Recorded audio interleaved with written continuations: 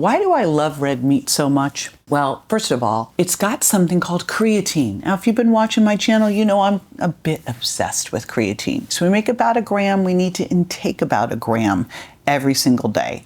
Where do we get that from? Biggest source? Red meat. Great source of very bioavailable protein, really good essential amino acid profile. Remember, amino acids, essential amino acids are why we're eating protein in the first place. One other great thing about red meat is that it's a great source of very bioavailable iron. So what am I doing to eat red meat? Let me give you a couple ways that I love to consume it. Now, there is a huge difference from eating some processed red meat burger at one of the fast food places and eating some grass-fed, grass-finished, lean cuts of beef. Let's be clear here. I order most of our red meat from a couple different sources. One that I love is Butcher Box. I tend to pretty much focus on New York steaks, picanas, and grass-fed, grass-finished ground beef. So that's what I love to do the most. I also get these little sirloin tips.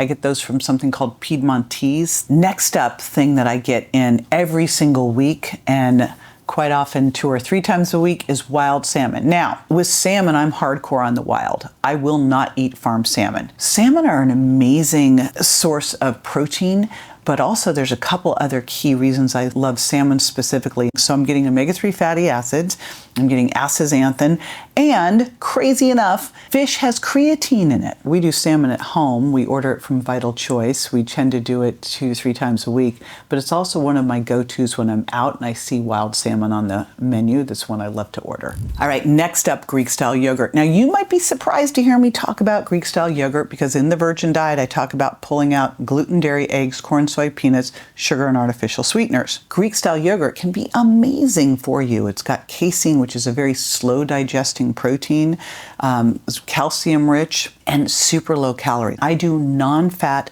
plain, organic Greek-style yogurt. That's what I focus on. You can make a good thing bad very quickly with Greek-style yogurt by getting one of those fruit on the bottom, which means you just turned your great thing into a sundae because that fruit is like fruit and sugar. Another big shocker is probably going to be eggs. Oh my gosh, eggs to me have always been one of nature's perfect foods. Not in the United States so much though. Today I was at a hotel and I had eggs for breakfast, and there's that pale yellow yolk. You want those yolks to be bright yellow. So in the United States, get yourself some pastured eggs. The way that I like to do eggs is I will eat a combo of whole eggs and egg whites. What we do know is that you're actually going to absorb more protein if you do the combination. And so what I like to do is take 2 eggs and then 4 to 6 egg whites as my combination for breakfast. And then I'm getting the choline from the egg yolk, which is really important for fatty acid metabolism.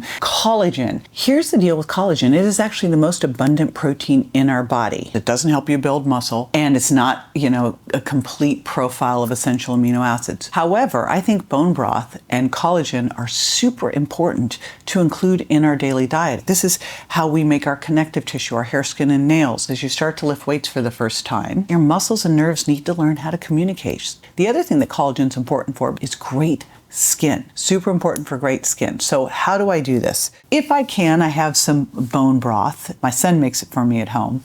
But a lot of times I'll be out at a restaurant, and if they have homemade bone broth, I'm having it. I don't generally do that often, so what I make sure so that I get collagen in every single day, I'll either do my bone broth protein powder, or I'll add in collagen into what I'm doing. So either a morning smoothie, you can load it into oatmeal, you can put it into Greek-style yogurt. That's my favorite way to use it. Or you can just dump it in your coffee. I make sure that I get it in some form at least once a day, quite often twice a day, because of all the amazing benefits that it has. One of the things that I eat every single day is a variety of different berries. I tend to focus on blackberries and blueberries, but I add in a couple raspberries here and there too. Why do I love berries so much?